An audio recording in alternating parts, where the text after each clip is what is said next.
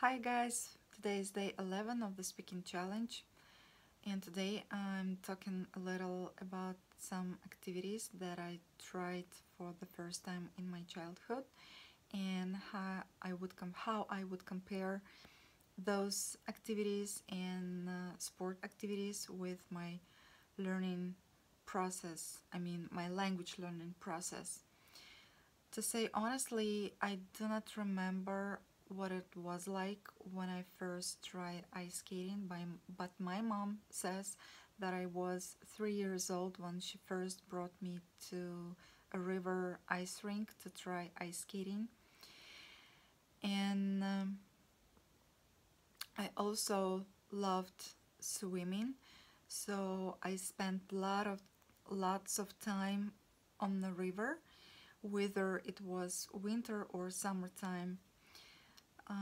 In summertime, I loved swimming in the river, and I remember once I even rescued a drowned girl from the river when I was 11 or 13. Well, I was a teenager, and in the winter time, I loved ice skating a lot, and I loved figure skating, and I so far love figure skating.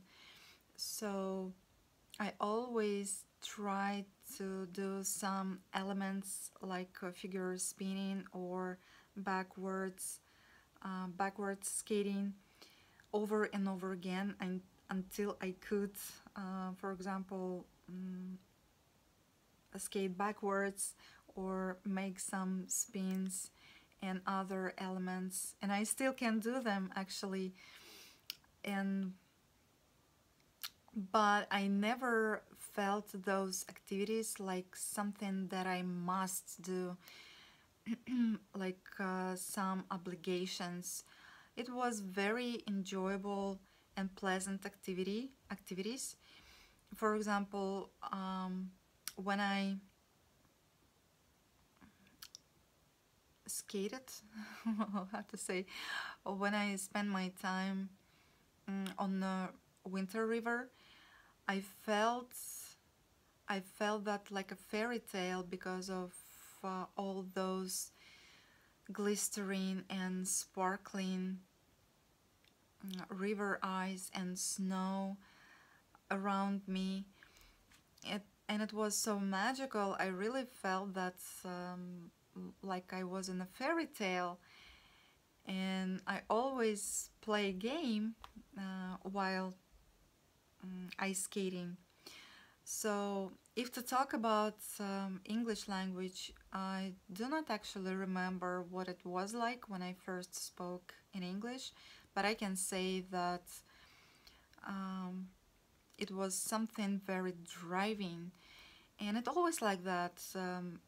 If I feel that I can do something and I can do it very well, I just must do that. I just feel like I want to do that. It's very driving, and even when I decided to take part in this challenge, um, I felt that kind of challengeable experience, but it all also was a very nice chance for me to sustain uh, speaking my speaking skills, because at that time I just came back home from Malta, where I'd been studying English at school, for a few months, and I really was worried to lose my capacity to speak because there wasn't much opportunities to communicate with people in English.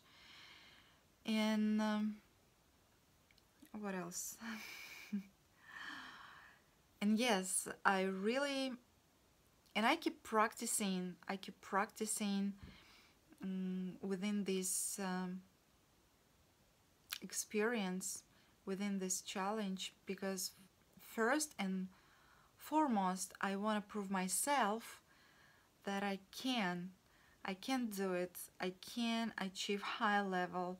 I can achieve advanced level. I can achieve fluent level or fluency level, fluent level. So, and I think there is no excuses for me just to cancel it right now after making so much so much work actually. So, and if to compare my language learning process with those sport activities that I like nowadays, like swimming or working out at the gym, cycling, I would say that there are some um, common rules, like in any activities, assuming that assume making some progress or any progress. It must be remembered actually. So for me, there are three essential rules. First, having a good rest. So it's more about relax, because no stress, of course, and it always about relevant periodizations between sessions, you know, because it helps to get our brain or my brain refreshed faster than without having some rest. And and it also makes my learning process more enjoyable and through progressing experience. And the second one, less routine and more diversity of the learning approach. It's like in a sport activities, for example, or it's also can be related with periodization, as I said previously. For example, today I can swim at the pool, but on the next day I can just get some relax. Day after, I can work out at the gym and also indulge in myself by having some really nice massage, just like in the learning process. For example, in the morning, I can work on my vocabulary or on my writing skills, but a little later I go outdoors to cycle or for walk, because I understand how it's important to get some fresh air. And then I get back home and work on my grammar tasks and reading skills.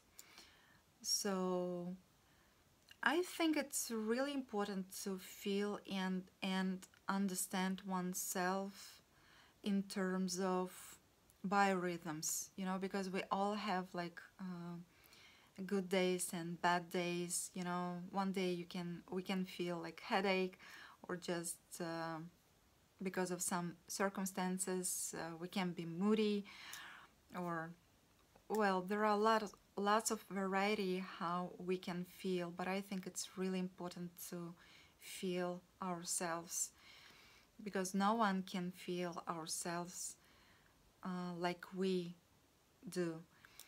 And in conclusion, I think that it's really important uh, to say that the learning process, just like sport activities, are more about playing playing a game than forcing oneself to do like something that I would compare with obligation, you know. I think that it's very important to enjoy the process, not only to think about this static point of a concrete goal or purpose. But the learning process, this is what we do every day, and um, without any joy of the learning process, there is no